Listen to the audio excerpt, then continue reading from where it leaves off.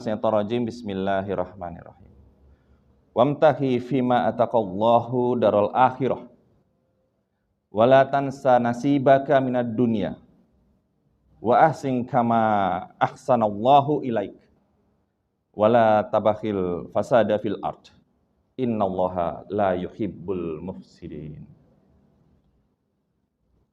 Wabtahi fima ataqallahu daral akhirah, dan carilah pahala negeri akhirat dengan apa yang telah dianugerahkan Allah kepadamu. Kita suruh cari akhirat. Wala tansa nasibaka minad dunya.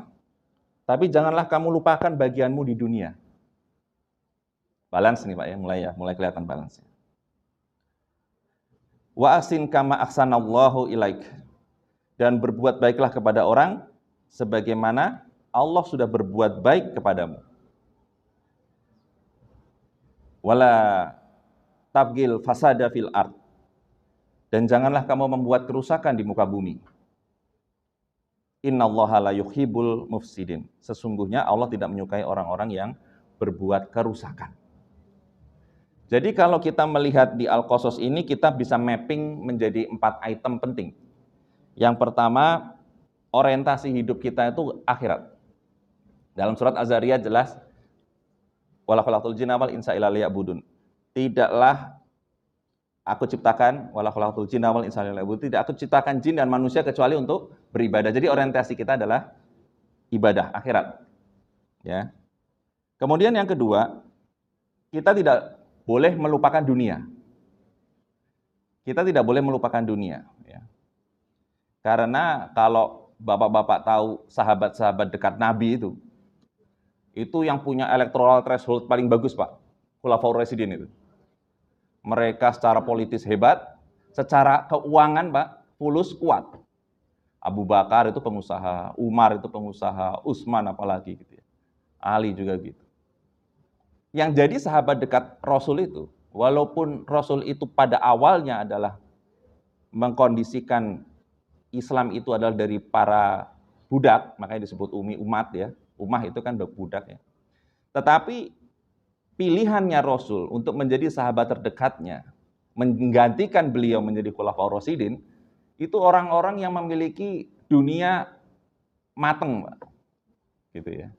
Maka ini adalah salah satu bagaimana kita bisa membalance hidup ini dengan bagus. Akhiratnya oke, dunianya oke. Kemudian yang ketiga, kita bisa mapping, Allah di sini meminta kita untuk melakukan berbuat baik dan jangan berbuat kerusakan. Artinya apa? Kita harus beramar ma'ruf, nahi mungkar. Ini tugas manusia ini. Nah, mari kita sedikit-sedikit bedah ya. Saya tambahin lagi, Warren Buffett, seorang miliuner ya, yang punya Coca-Cola itu, sekarang saham Coca-Cola. Itu beliau pernah bicara bahwa saya tuh tinggal menunggu kematian. Kenapa menunggu kematian? Karena semua apa yang ada di dalam urusan hidup di dunia ini sudah saya rasakan.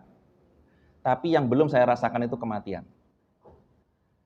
Nah, disinilah orang akhirnya, kalau orang Jawa itu apa ya, ngelangut ya kalau orang ini. Sehingga dia bisa bunuh diri kalau orang itu tidak punya agama yang kuat. Karena yang dia tunggu itu tinggal kematian gitu. Nah, oleh sebab itu maka kita harus berbicara bahwa bagaimana tawazun ini, hidup balance ini harus dimiliki, khususnya kita yang kerja di kantor. Ya. Melek itu apa sih bahasa Indonesianya apa ya? Melek itu ya susah. Pokoknya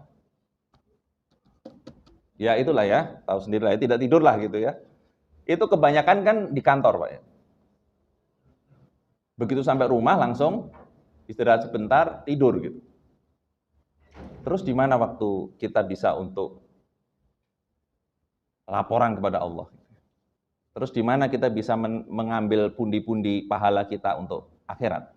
Ya salah satunya di kantor. Jadi bagaimana kita memanfaatkan kehidupan di kantor itu untuk kehidupan ibadah. Nah itu. Nanti akan kita sampaikan juga bagaimana cerita tentang, atau bagaimana salah satu trik yang diajarkan oleh Rasul ya.